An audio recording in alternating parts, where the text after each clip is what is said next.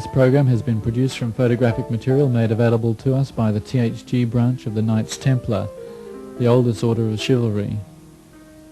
We are grateful to the order for trusting us with some of the most closely guarded secrets of all time.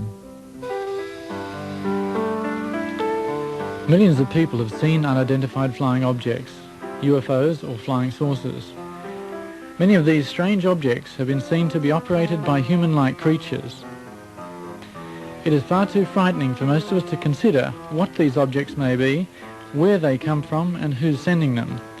But in this program we will examine the evidence in the form of photos, diagrams and plans which link the enormous number of sightings during and after World War II with research, construction and test flight of a great number of electromagnetically driven craft.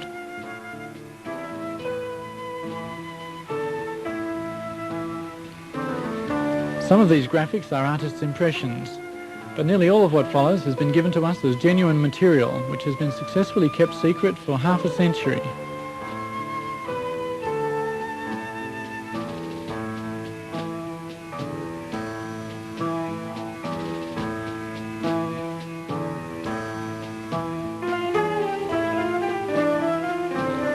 These photographs were taken by an eyewitness who describes a saucer-shaped craft flying a little faster than a jet airplane, flying very low, emitting a faint singing noise. These photos were taken as it flew above him. The sighting was in Germany.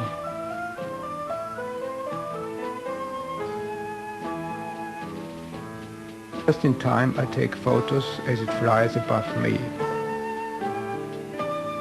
It has three round technical devices underneath, and in the middle a deep blue point with the white emblem of the German Nazi Party. The UFO is quite large. It is light blue in color, and it frightens me. It looks very strange, and it flies very quietly away from me. Behind the wall, another UFO is parked in the dark, but I can see all the different parts quite clearly. Again, there are three technical devices underneath, and there are also some sort of wheels which were put underneath to make it movable. It looks like a big axle with big wheels. A truck is there, and a crane in the background. There are only two people visible, one underneath the spaceship and the other one on the roof, where there is a small cockpit. Everything is very quiet. There is a cross painted on the spaceship that looks similar to the German Nazi flag. There are no glass windows visible, but there are two round openings with something above them. Underneath the UFO there are strange-looking plates which look like rotors of a turbine engine, but they are probably something different. There are protruding parts underneath that look like guns. They could not possibly be antennas because they are too thick. The ship has a diameter of 18 to 20 meters. It looks really dangerous. Next to the truck there's another car parked. It's a VW. Everyone laughed when I told them the story of what I saw. They say I was drunk. I might have been drunk too much beer, but I'm convinced I saw a UFO.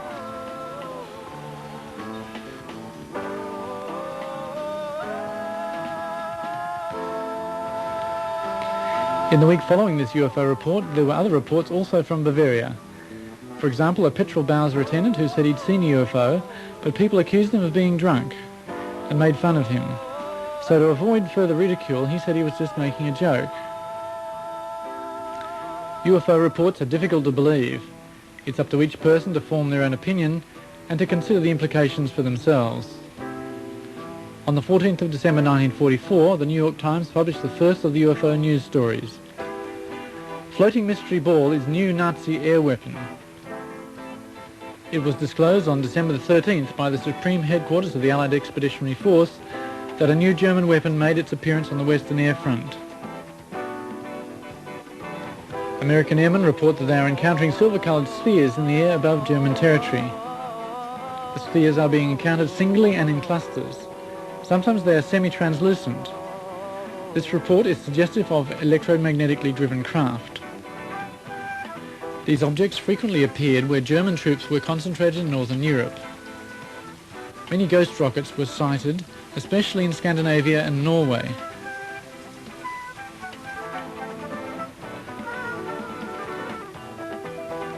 On the screen now is a drawing from the SS files dated 7th of November 1943.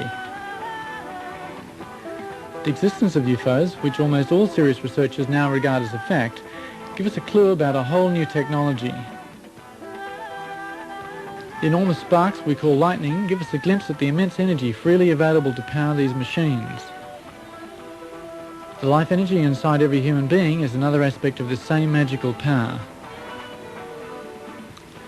These things are spoken of in the German Tuller Society and through one of its members in the SS. These concepts were quite different to those of the German military at the time. This was the beginnings of the first so-called Green Party, and perhaps ironically a search for a new harmony between man and nature. In the German Tuller Society, the secret sign was the black sun. This same sign was evident in ancient Babylon and to the Carthaginians and the Phoenicians. In these ancient times, the sign of the black sun was symbolized by a cross. The cross recurs throughout history as a symbol of power.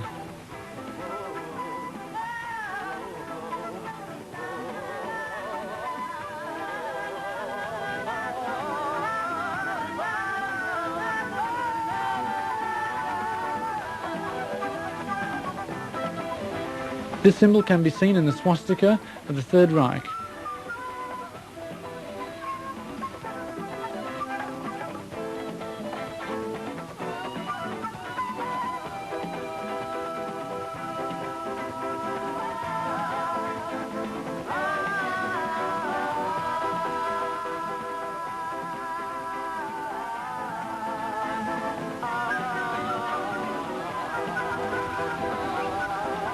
The cross is seen on this Messerschmitt.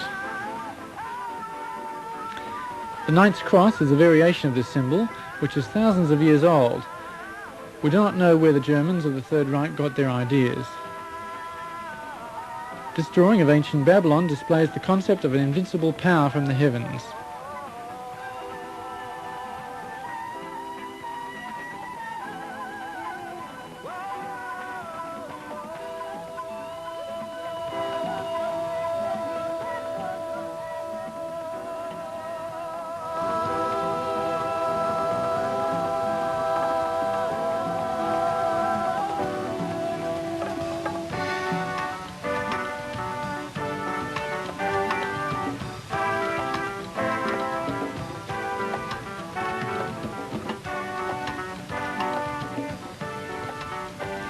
Victor Scharberger was one of the leading scientists in the very intense push for a new and clean energy. Simplified, it could be called implosion instead of explosion.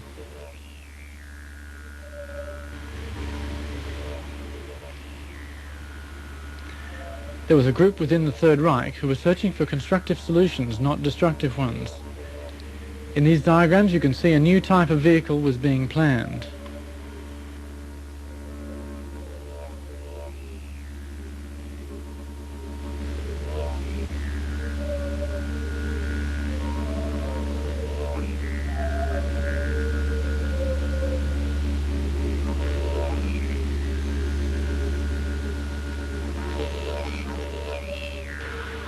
The normal combustion engines using fossil fuels in our cars are dependent on the explosion principle and hence tend to be destructive to the environment.